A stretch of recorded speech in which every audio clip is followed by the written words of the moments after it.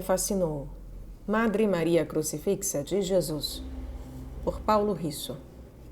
A tradução é do Mosteiro São Paulo da Cruz, As Monjas Passionistas, Edições Loyola, Canal Leconde. Caros ouvintes, caso gostem do que aqui será lido, por favor, busquem adquirir o livro e, caso gostem do meu trabalho, venham auxiliá-lo, caso possam, devam e queiram, é claro. Isso é possível via Pix Apoia-se Vaquinha, centavos serão muito bem-vindos, podem ter certeza, assim como é possível comprar livros que chegarão até mim pela lista de desejos da Amazon, ou ainda é possível tornar-se membro aqui do canal. Tornando-se membro, você também contribuirá para o melhoramento, ampliação, perpetuação desse trabalho. As assinaturas de membro podem ser canceladas a qualquer momento e começam a apenas R$ 1,99 ao mês, caso isso o meu trabalho aqui o valha. Muito obrigada pela presença. Eu também peço para que, por favor, curtam, compartilhem, comentem, inscrevam-se no canal caso já não tenham feito, pois isso faz muita diferença em termos de engajamento. E eu peço também para que, por favor, orem por mim, por todos nós, e em especial pelos passionistas. Que Deus vos guie e vos guarde, meus caros. Que Deus vos abençoe. Capítulo 2. E a porta se fechou. Abre aspas. Eis-me aqui. Venho, Senhor, com os olhos abertos para contemplar-te, ó meu divino semblante de luz, com o coração radiante para escutar-te, ó Jesus. Fecha aspas. Bento de Núrcia. Primavera em Santa Luzia. Raiou afinal 1733.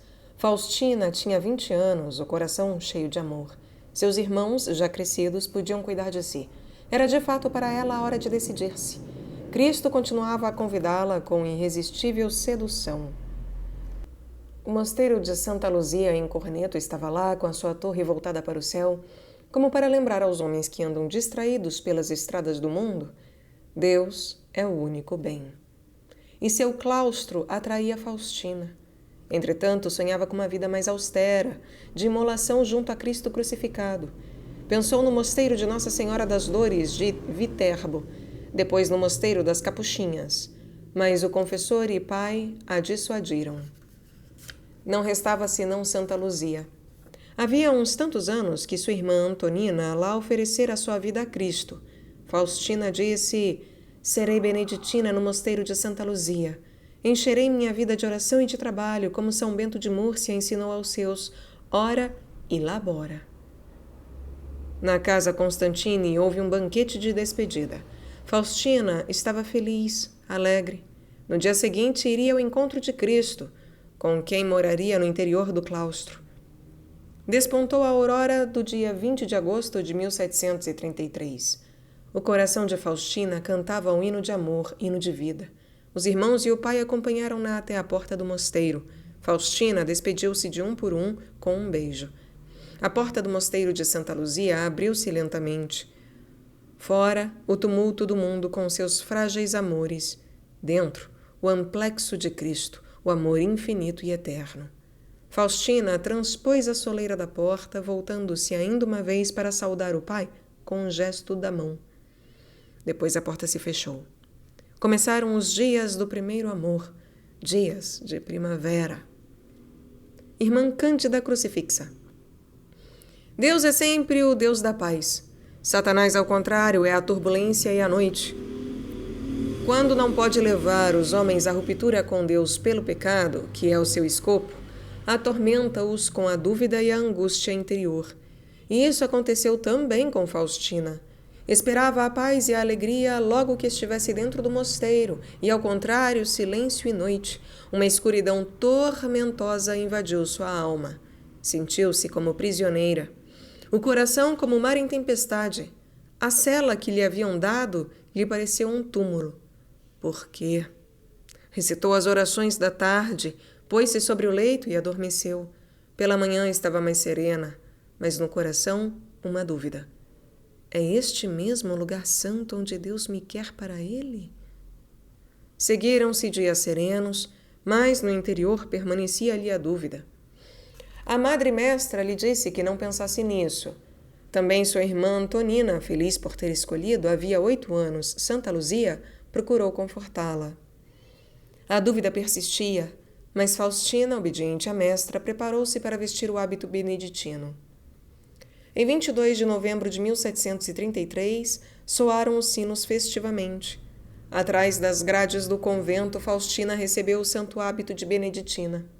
Ao término da cerimônia litúrgica, a madre abadesa, como era de praxe, aproximou-se dela e disse-lhe: Irmã, vós que no mundo vos chamáveis Faustina Constantini, em religião vos chamareis Irmã Cândida Crucifixa. Levantaram-se as monjas e entoaram o hino de ação de graças. Aqueles 2 nomes ela mesma havia escolhido como programa de vida. Viverei na castidade como um lírio puríssimo e oferecer-me-ei em holocausto com Cristo crucificado para a salvação do mundo. Começou o seu noviciado, período no qual a noviça se prepara, sob a guia da Madre Mestra, a viver em plenitude a vida religiosa. Seu coração, desde a infância, nutriu sempre grande amor a Cristo crucificado. Na meditação e na oração vocal, este amor ia nela sempre crescendo. Desejava sofrer com Jesus, ser deveras crucificada com ele. O mundo julga tudo isto uma loucura. Este mundo não sabe dizer outra coisa senão bem-aventurados os que gozam. Embora o gozo não dure senão um instante e, com frequência, termine pela náusea da vida. O coração que ama é capaz de tudo. E se o amado é Jesus, o Filho de Deus, que por nosso amor morreu crucificado numa loucura de amor, o que não poderá fazer por ele o coração amante? O coração que ama é capaz de tudo. E se o amado é Jesus, o Filho de Deus, que por nosso amor morreu crucificado numa loucura de amor, o que não poderá fazer por ele o coração amante? Não morrerás aqui. O ano de noviciado passou veloz, todo tecido de oração, de alegres renúncias e, sobretudo, de amor. Pois se alguém deixa o mundo, os projetos da juventude e a independência, é porque um amor maior o seduz, o amor pelo qual se consagra a Cristo. As monjas, reunidas em capítulo, admitiram à irmã crucifixa a profissão, as místicas núpcias com Jesus, mediante os votos de castidade, pobreza e obediência. Havia esperado longamente esse dia, mas no coração não se dissiparam as dúvidas. É aqui mesmo que me quer o Senhor?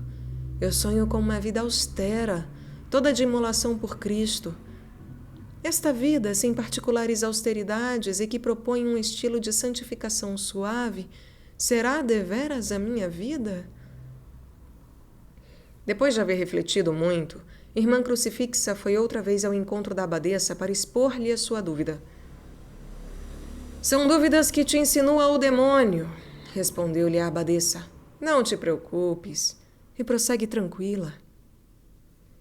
A irmã crucifixa se decide de uma vez. Um dia sentiu no coração aquela voz suave que muitas vezes ouvira nos momentos cruciais. Faze, pois, os teus votos em Santa Luzia, disse-lhe Jesus, e permanece firme até que Deus te indique outra meta. Realizarás teu ideal de expiação pelo mundo. Tu não morrerás aqui. Assim recobrou a paz e a alegria do coração. Agora Deus a queria lá, entre os muros de Santa Luzia. Amanhã indicar-lhe-ia outro caminho. Em 22 de novembro de 1734, toda a Corneto estava em festa. Soavam os sinos, brilhavam as luzes pela noite adentro para anunciar a todos que Faustina Constantini, agora irmã crucifixa, celebrava as núpcias com Cristo, o Rei dos Reis. Prometo viver casta, pobre e obediente, segundo a regra de nosso pai São Bento, e que Deus leve a termo a obra por ele iniciada, jurou a irmã crucifixa ajoelhada ao pé do altar, do lado de dentro da grade. Doces lágrimas de alegria deslizaram dos olhos sobre o seu semblante de 20 anos, enquanto o coração pulsava forte pelo Cristo amado. Agora era sua, mais enamorada que uma esposa, mais feliz que uma rainha. Como Maria de Betânia aos pés de Jesus, Havia escolhido a melhor parte que não lhe seria tirada. Dias fortes de amor. Quem entra num mosteiro encontra uma regra de vida que estabelece em cada hora do dia os momentos de oração, de trabalho e de recreação. Uma vez deixado o mundo, pode alguém iludir-se que, para estar de bem com Deus, baste observar a regra até nos seus detalhes. Por certo, a regra é importante, pois a observância, a parte exterior, é o andaime da vida religiosa. Mas não é tudo. Não é tudo. No fundo, é só a veste exterior. O que vale é o coração. A essência da vida religiosa é o amor. Nada devemos antepor a Cristo, escrevera São Bento de Núrcia em sua regra. Eis o Cristo como o primeiro, o Cristo como alguém que te plenifica a vida, o Cristo, o único que sacia a vida. Quem se consagra a Ele deve poder dizer: só o Cristo me basta. Ele é o meu único Senhor, o único tesouro, o único amor. Escrupulosa na observância da regra, Crucifixa buscou com radicalidade Deus e o seu Cristo. Este é o fim da vida religiosa, buscar a Deus. Sempre fascinada pelo amor e chamada ao amor de Deus, sentia-se capaz, pelo seu dom, de responder à chamada com um amor sempre maior. Amor a Deus, amor ao próximo. Vítima para a glória de Deus e mãe para com os irmãos. Este é o ideal monástico. A tudo se pode renunciar, mas não ao amor, porque o amor é a plenitude da vida. Se não deixas o mundo para dar-te a ele, tu não serás uma jovem estéril, porque um grande amor fecunda a tua vida. Serás enamorada, sempre jovem e sempre sonhadora, porque Deus te plenifica o coração. Serás mãe, mãe das almas. Uma maternidade sem anel nupcial, uma maternidade sem limites. A irmã crucifixa confiaram a tarefa de cuidar das irmãs enfermas. Já antes havia escolhido servir sempre, estar no último lugar. Os trabalhos mais duros, ela os desejava como pérolas. Jovial e afável na recreação, era sempre a primeira a sorrir nos momentos mais difíceis. Tornada enfermeira, aproximava-se das irmãs anciãs e doentes, como amorosa mãe.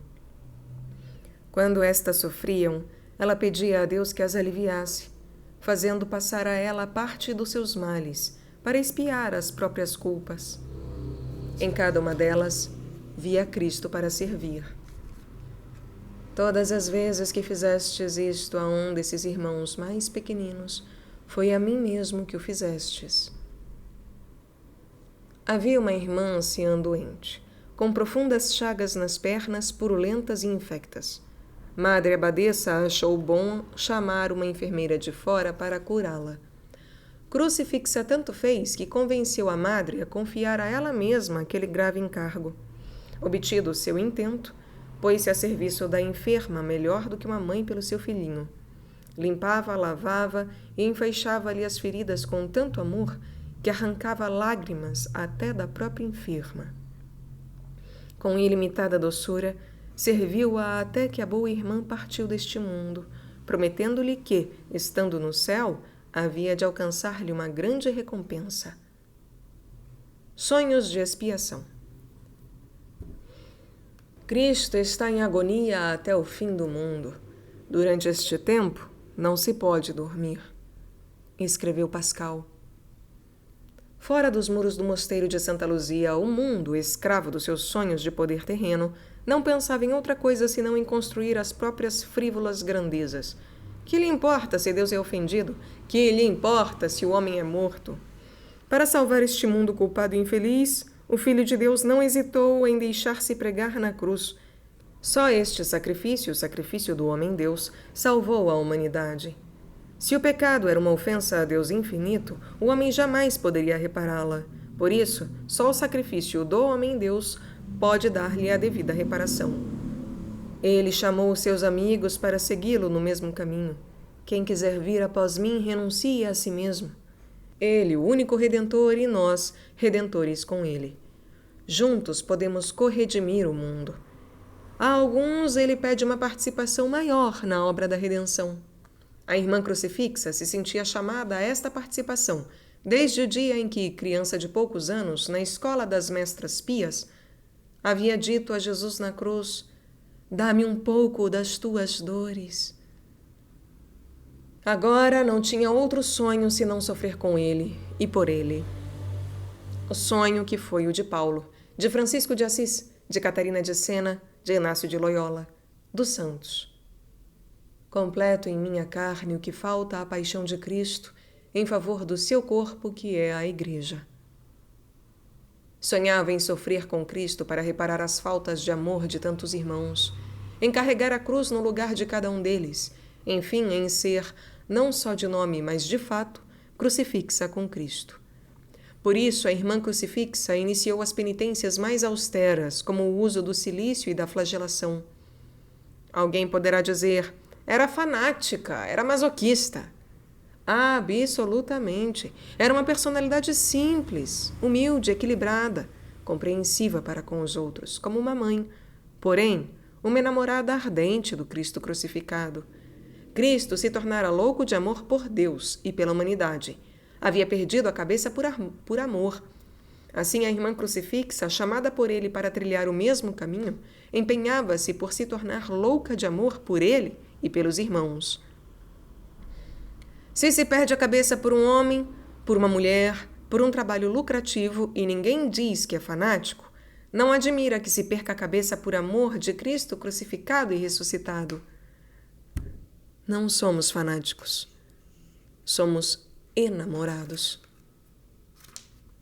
Com sua vida toda empenhada no serviço aos irmãos, na oração e no louvor a Deus por todos os homens, e frequentemente infligindo-se ásperas penitências para reparar os pecados do mundo, a irmã crucifixa era simplesmente louca de amor por Deus e pelos homens.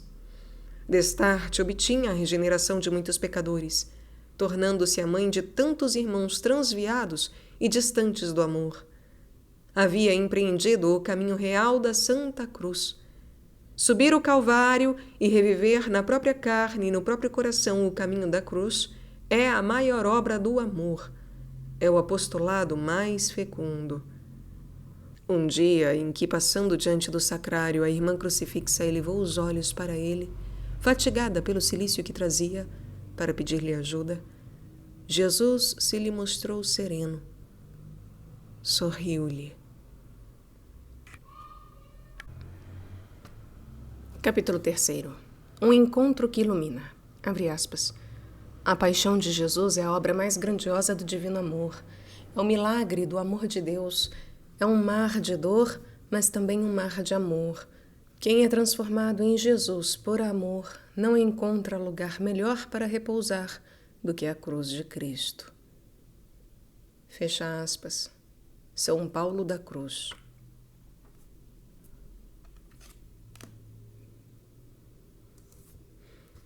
Um homem de coração de fogo.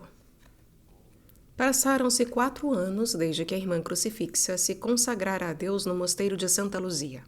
O seu amor a Jesus crucificado pela salvação da humanidade a impelia cada dia mais à imolação de si mesma. Todavia, sabia que Deus havia preparado para ela um outro itinerário. Mas, por ora, o caminho a trilhar passava por Santa Luzia. Aí devia tornar-se santa no cumprimento perfeito da vontade de Deus. Justamente naquele ano, um homem de coração de fogo havia começado a percorrer as terras do Piemonte a Marema, a Roma e além, renovando a fé de cidades e regiões com a sua palavra ardente, inspirada na paixão de Cristo. Aquele homem chamava-se Paulo Danei. Nascera em Ovada em 3 de janeiro de 1694. Aos 19 anos, através de uma pregação do seu pároco, sentiu-se deslumbrado pela fulguração de Deus na sua vida. Deus se lhe revelou como o seu amado, e Cristo, crucificado e ressuscitado por amor, tornou-se o seu sumo bem. Por um instante, em 1715, pensou em partir, como cruzado, para ajudar a República de Veneza a defender o Ocidente cristão contra os turcos. Mas no dia 20 de fevereiro de 1716, numa igreja de Crema, diante de Jesus Eucarístico exposto sobre o altar, entendeu que Deus o queria para outra missão. A partir daí, sua vida foi um contínuo suceder-se de iluminações. Em 1720, compreendeu que Deus queria fazer dele o contemplativo de sua face, o enamorado do crucifixo, o missionário incansável que devia percorrer todos os lugares para pregar o amor e a loucura da cruz, e o fundador de uma congregação religiosa dedicada à meditação e ao anúncio da paixão de Jesus. Paulo começou a preparar-se para esta missão. Solidão e estudo, oração e penitência. Fez as primeiras experiências de pregação e de serviço aos pobres e aos doentes. Nele o amor crescia e se dilatava. Na Basílica de São Pedro, no Vaticano, em 7 de julho de 1727, foi ordenado sacerdote pelo Papa Bento XIII. Em fevereiro de 1723, Padre Paulo Danei deixou o hospital onde prestava serviço para retirar-se ao Monte Argentário, Toscana. Ali, na oração e na penitência, reuniu a primeira comunidade religiosa. Assim nasceu a Congregação da Paixão de Cristo. O cruzado de inspiração, o enamorado de Cristo crucificado, tornou-se agora o Padre Paulo da Cruz. Desde a sua ordenação sacerdotal, não deixou jamais de pregar. O que pregava? Num século que queria fazer da vida somente a busca fácil do prazer, Paulo da Cruz, como Paulo de Tarso, o apóstolo das gentes, anunciava Jesus Cristo e Jesus Cristo crucificado. Personalidade forte e luminosa, exigente e austero, maternalmente doce e serenamente alegre, mesmo em meio aos sofrimentos de toda a espécie, Paulo da Cruz era uma imponente figura de homem de Deus, de mestre de espírito e de exímio pregador. Exercícios espirituais em Santa Luzia. Em 1734, alemães e espanhóis combatiam em Toscana para a conquista do Estado Pontifício. Algumas monjas beneditinas de Orbetello, ao pé do Monte Argentário, onde Padre Paulo e os seus companheiros haviam permanecido, refugiaram-se no mosteiro de Santa Luzia em busca de tranquilidade e paz. Elas conheciam o Padre Paulo, porque este lhes havia pregado um curso de exercícios espirituais. Chegando a Corneto, falaram dele, de sua palavra cativante, de sua santidade fascinante, e suscitaram nas irmãs o desejo de conhecê-lo. Era pelos fins de setembro de 1739. No céu azul de Marema subiam do mar as primeiras nuvens. Caíam as primeiras folhas dos ramos. Os campos se revestiam de 1000 cores. Paulo da Cruz chegava a Santa Luzia para pregar os exercícios espirituais às monjas. Foi hospedar-se em casa de Luca Alessi, o bom sacristão. Quando se apresentou ao mosteiro vestido de uma túnica muito pobre, gasta e desbotada, sem agasalho, pés descalços e sem chapéu, e especialmente quando começou a falar, as monjas compreenderam que aquele homem era deveras um santo. Foram exercícios espirituais inesquecíveis. A comunidade se renovara como se houvesse retornado ao fervor das origens. Entre uma palestra e outra, as monjas iam abrir seus corações ao Padre Paulo da Cruz. Entre elas foi também a irmã Crucifixa. Diante de Paulo, a irmã Crucifixa teve a impressão de encontrar-se na presença de um enviado de Deus. Abriu-lhe inteiramente o seu coração, contando-lhe a história de sua vida, a começar da infância até aquele dia. Falou-lhe da voz interior, que, embora a houvesse convidado a se consagrar a Deus naquele mosteiro, lhe havia prometido que não morreria nele, mas em outro lugar. E ajuntou: Padre, dentro de mim sinto um vivíssimo desejo de tornar-me vítima crucificada com Jesus crucificado, para expiar os meus pecados e os do mundo inteiro. Já o faço, mas sinto que devo imolar-me ainda mais com Cristo. Que devo fazer, hein? O que quer Deus de mim? O Padre Paulo ouviu com atenção. Provavelmente iluminado por Deus, compreendeu estar diante de uma grande alma que aguardava o caminho para levantar o vôo no seguimento de Cristo. E disse-lhe: Coragem, irmã. Siga a estrada que Deus, aos poucos, quiser revelar-lhe. Confie nele. Nele só. Viva com Cristo e em Cristo. Perca-se no seu amor. Abrace a sua cruz.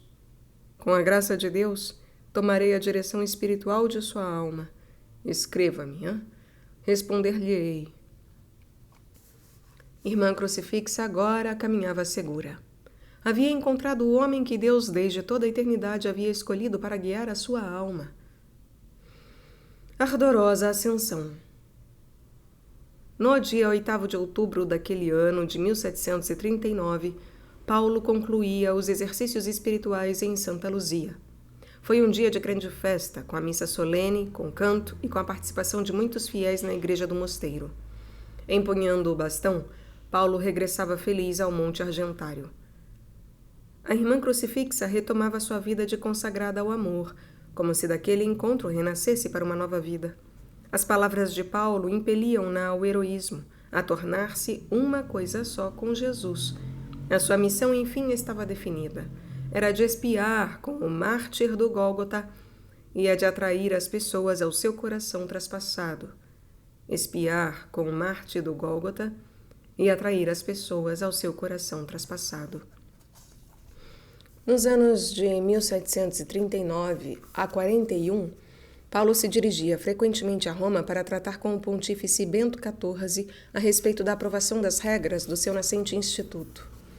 Passando por Corneto, teve a oportunidade de conhecer a família Constantini e de experimentar sua generosa hospitalidade. Certamente ia algumas vezes a Santa Luzia para atender em confissão a irmã Crucifixa e as monjas que tanto se entusiasmaram por suas pregações. É certo que nesse tempo se iniciou um frequente intercâmbio de cartas de direção espiritual entre o padre Paulo e a irmã Crucifixa. Incentivada por aquelas cartas, subia ela até o vértice do amor. Por seu lado, Paulo alimentava no coração o desejo de fundar uma comunidade de religiosas inteiramente consagradas a fazer memória da paixão de Cristo e a oferecer-se com ele ao Pai pela salvação do mundo. Mas como realizar este sonho se o Papa não havia ainda dado a sua aprovação ao Instituto dos Passionistas? Era necessário esperar a hora marcada por Deus. Dias de doença. Em 15 de maio de 1741, o Papa Bento XIV aprovou pela primeira vez a regra do novo instituto, que se chamou Congregação dos Clérigos Descalços da Santíssima Cruz e Paixão de Jesus Cristo. Com a aprovação desta Congregação dos Passionistas, o Santo Padre, o Papa, comentou, abre aspas, se Cristo salvou o mundo com a sua cruz e com a sua paixão, esta congregação deveria ter sido a primeira a nascer na igreja. Fecha aspas. Aqueles jovens que aceitaram seguir a Cristo, segundo a regra de Paulo da Cruz, vestiam uma túnica preta com um cinto à cintura e sobre o peito levavam o escudo do Instituto. Um coração tendo em cima uma cruz com as palavras Iesu Christi Passio, Paixão de Jesus Cristo. Sua sabedoria, o Evangelho. Sua arma, a cruz de Cristo. O estilo de vida, um amor apaixonado e ardente ao mártir do Gólgota, uma dedicação sem limites ao homem a ser salvo e atraído por ele. O ideal a viver cada dia, identificar-se com ele até poder dizer, eu vivo, mas já não sou eu, é Cristo que vive em mim. No verão daquele ano, 1741, a irmã Crucifixa caiu gravemente enferma. Suas forças, ainda que tivesse apenas 28 anos, estavam tão abaladas que pensava morrer. Via, como sob o fulgor de um relâmpago, toda a sua vida com as suas fraquezas e ascensões. E estava angustiada, porque via que não se corrigiria de todo de um defeito que a mantinha distante da perfeição evangélica. Aquela noite a febre e o calor a oprimiam.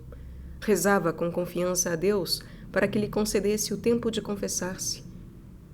E, se não pedisse demais, a sua cura.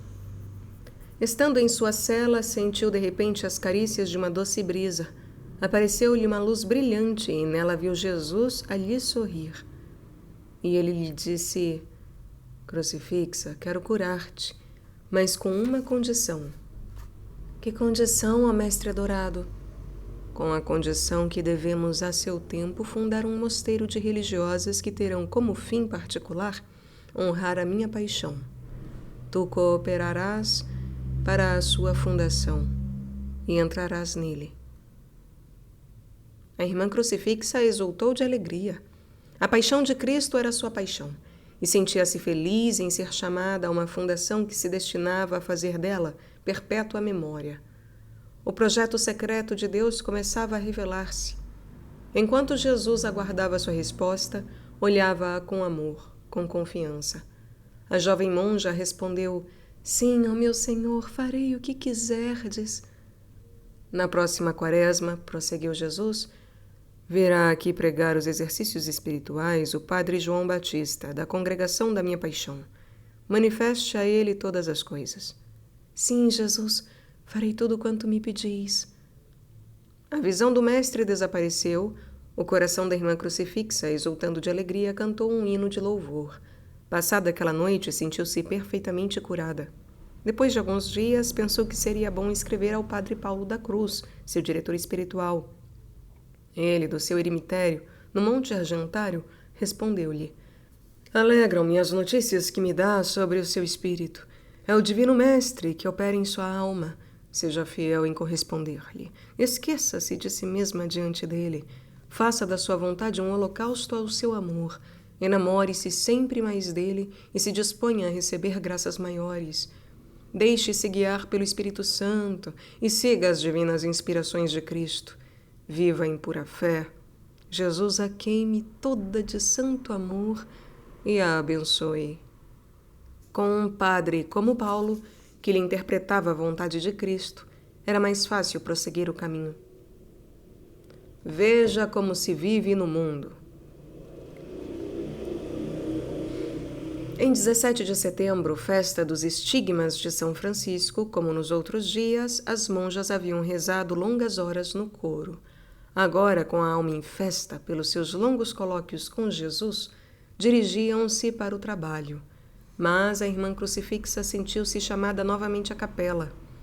Era Jesus que vinha novamente visitá-la. E ela murmurou: Falai, Senhor, estou aqui para escutar-vos. Uma luz luminosa a envolveu toda. Jesus lhe disse: Veja, crucifixa. Uma visão terrificante lhe apareceu. Era a maré enorme dos pecados da humanidade que invadia a terra. Jesus tinha o rosto triste e indignado, decidido a castigar os homens que continuavam a ofendê-lo. A irmã crucifixa prostrou-se-lhe aos pés, cheia de compaixão por tantos irmãos transviados. Ó Divino Mestre, pelo vosso sangue, perdoai-lhes. Tende piedade deles. Naquela luz, a irmã crucifixa viu também a Virgem Maria, que pedia ao Filho que tivesse piedade do mundo inteiro. Jesus, a fim de lhe fazer compreender toda a misericórdia do seu coração para com a humanidade, mostrou-lhe o emaranhado das iniquidades humanas, dizendo-lhe: Veja como se vive no mundo. Veja se não devo estar indignado com os homens que tanto abusam da minha bondade. E ela, profundamente comovida, compreendeu que não podia ficar impassível, pois Jesus a chamava a oferecer-se toda em expiação.